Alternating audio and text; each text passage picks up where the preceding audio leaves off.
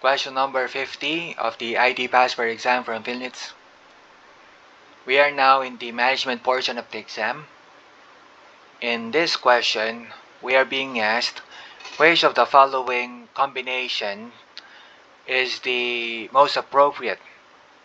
The combination that we're talking about is the graphs that have been drawn here, and we need to choose which combination is the most appropriate, particularly when we're talking about the waterfall model that we know had been used primarily with factories, but for a time was also used for software development. The graphs, by the way, are using as their inputs the number of staff members required as the project progresses, and also the cost of each correction work that is required when there's a change or an error.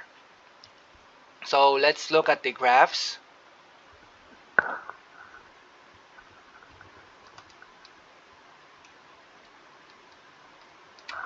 We have here 4 graphs. First one looks like this. The second one is this one, third one, and fourth one. Now, we need to choose a combination of, for example, 1 and 2, 2 and 4, or something like that, that would fit what we would need. And to further understand that, we need to look at the table below it.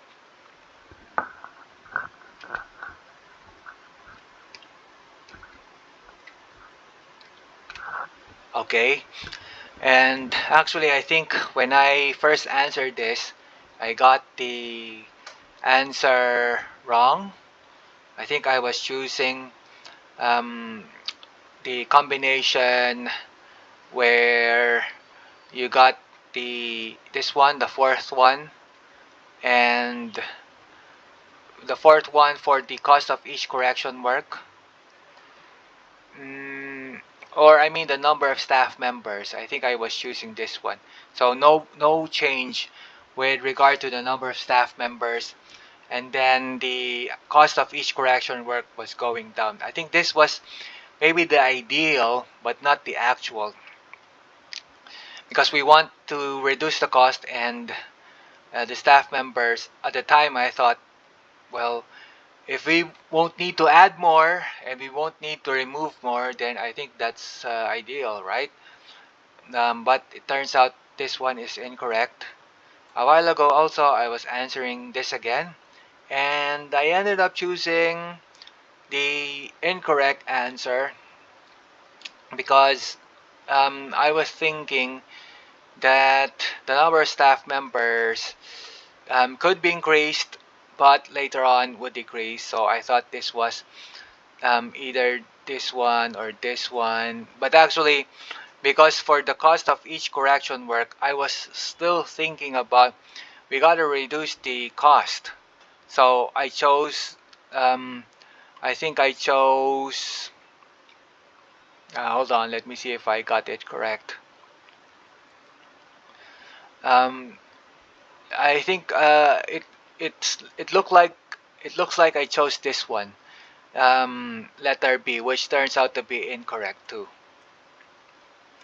because I was thinking that the cost should be going down and not increasing. Again, something that is ideal but not the actual, because it turns out the correct answer is letter A, where I did get the first column correct. The number of staff members would increase and then gradually decrease as the project continues on, because it would look like there would be a lot of people who would be needed to fix problems anymore, because the problems would be much reduced as the project is continued on and time progresses.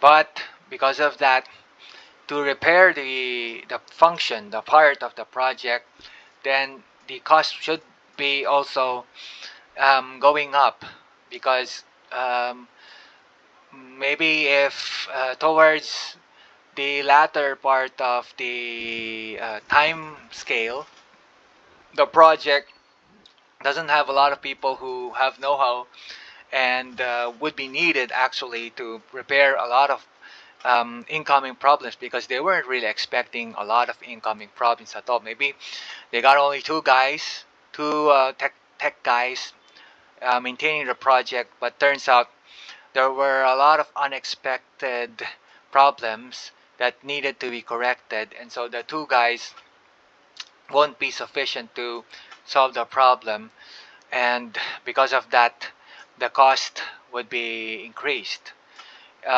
You could retain the two guys, but the time would be much longer, and because of that, the cost could also increase, because there are people who wouldn't want to add more people.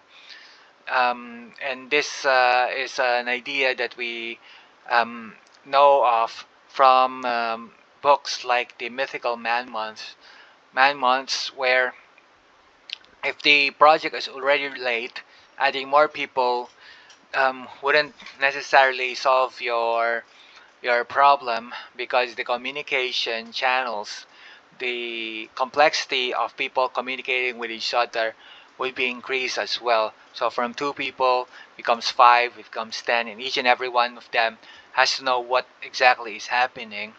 And because of that, it doesn't necessarily solve your problem of fixing the errors quickly.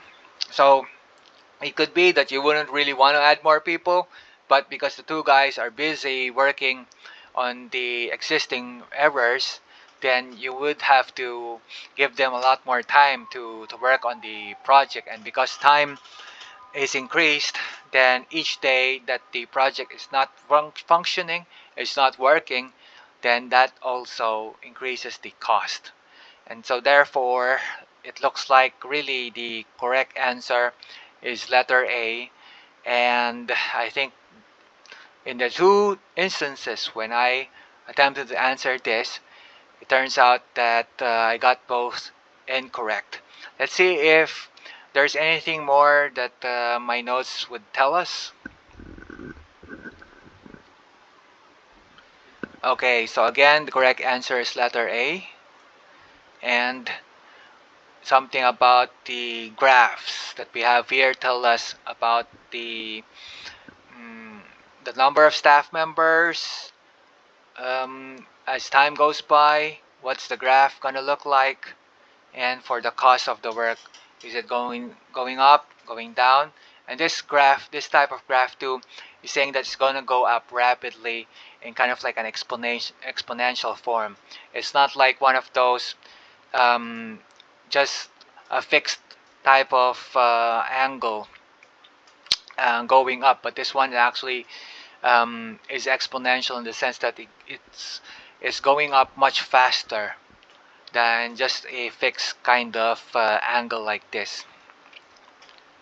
These are actually things that maybe would remind you too of economics, and I think there are people who because sometimes they got this impression that if you see graphs like this, it's too complicated, it's too difficult to understand. But actually, the graphs are there to help us understand the numbers better. Because if we don't have the graphs, it will be much more difficult to know where the cost is going. Is it going up? Is it going down? Is it going exponentially or not? If you just have the numbers, that's why people have come up with a visual representation like a graph to see how things are moving.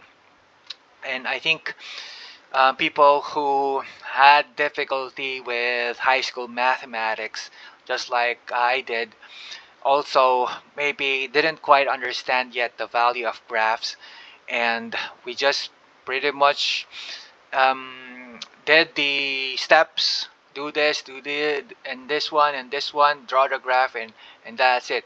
And I think that's the one of the problems I had that caused me to um, well, it took me much longer to really understand what's happening. I mean, you can memorize the steps, you can do the steps, but really understanding what's going on and why you're doing what you're doing. I think that's definitely people who are in high school should already know. And if they do, they will be able to appreciate much more the the mathematics that way. Okay, because usually people just share the steps and tell you do this, and then the next thing is this one. And of course, once you reach college, which is, I think in this case, we're now using K to 12, so you're still in high school, senior high school, I guess. I think they would throw you some of the problems where you still have the steps, but it looks like there's a variation that you need to figure out. And you know the steps, but you need to do a little bit something different. But still, I think those types of kind of like a trick question um, could be interesting. And there are people who maybe because they've been doing um, the book, the textbook examples, and they got someone to tell them how to answer those, explain those things, then it's easy for them. But I think really sometimes that part about understanding what's happening is lost in the steps that we got to do. And I think it's actually because it's much faster, much easier to just tell you the steps. And this is the first step, second step, third step, and you memorize it, right? And then they add a few more questions so that you have to think a little bit because they'll change something with the steps, and so you need to figure out what would be the correct answer then if you change something a little bit here and there, because you gotta sort of move around the set path. Yet I think just doing that might be interesting for those who are making the test, making the exam. But actually, I think it should be much more than just that. And what I'm saying is the value of the visual representation. Why exactly do we have the graphs? It looks like once you have the graphs, it makes things much complicated, right? Much more difficult. And I think that's the problem there. It should be that the graphs are supposed to assist us understand the numbers, right? Except that I guess when the test comes, the graphs makes things a lot more complicated. So it sort of skews the value of the graphs that the students don't quite understand that part as well. Um, and I think that's something that we can definitely work on, and that's something that took me much longer to figure out, and I think we can do much better than several years after college to understand the concept of numbers to graphs. Okay, all right.